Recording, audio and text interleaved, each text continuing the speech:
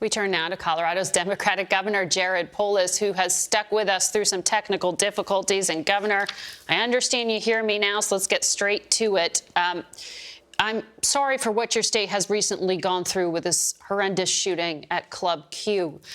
It sounds like the shooter had a handgun and an AR-15 style rifle. Can you confirm that he legally purchased them, or were these unregistered ghost guns? It has been reported that at least one of the guns was a ghost gun by different media outlets. All of these facts will emerge in the coming days and weeks. Obviously, right now, our heart is with the victims, 5 people who lost their lives, their families, dozens of others injured, and of course, many traumatized.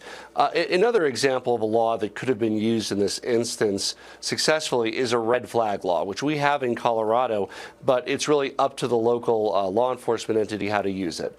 In cases like this, where somebody can potentially be a danger and there are signs that they are a danger, we have a legal way to temporarily remove custody of any weapons they might have. And this is an example of a case where it might have been used. Well, I want to ask you about that because President Biden said it was ridiculous that red flag laws are not being enforced just based on the knowledge of this shooter rather than relying on his or her parents. Is the president correct? And are you saying right now that your local law enforcement was choosing not to enforce the law? So right now in Colorado, you can have parents or family members go for an extreme risk protection order or red flag law. That's fairly common. It wasn't pursued in this instance by the mother. You can also have a local sheriff agency do it. In this case, it wasn't pursued by the local sheriff agency. I'm sure what will be looked into is why wasn't it pursued. What I think we're going to look at in Colorado is potentially expanding that, for instance, so DAs can also seek extreme risk protection orders. We also need to make sure that we publicize the law and make sure that the tools are in people's hands when they need it to remove dangerous weapons that could be used for self-harm or harming others from somebody who's in a mental health crisis. Mm-hmm. You said last week you didn't know yet if the shooter was motivated by anti-LGBTQ rhetoric or if it was a personal motive. Have you seen any evidence it was a hate crime? And does the fact that the shooter identifies as non-binary influence this in any way? Does this suggest anything to you? Well, no, on the second point of the shooter's identity has nothing to do with whether a hate crime was committed or not. I want to be clear, in Colorado, if you kill 5 people, you're behind bars the rest of your life. This young man, once convicted, and I believe he will be convicted because the evidence is overwhelming, will never be able to be freed from a jail cell. He'll spend the rest of the day behind bars. The hate crimes on top of that can be used to augment the sentence. They can be used for acknowledging the fact that the LGBT community was traumatized.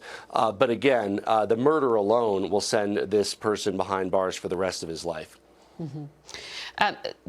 The president has also renewed his call for an assault weapons ban. It sounds like the details of this case may be more complicated than that, if part of this was not a registered gun at all. In the past, you were against an assault weapons ban when you were in Congress back in 2013. You changed your position in 2018. Given that you're the chief executive of the state now, would you like to see an assault weapons ban? Well, I would say, look, we learn from each instance, but you also have to look at all of the causes. So is there a way to improve gun safety out of this, to make sure that red flag laws are used?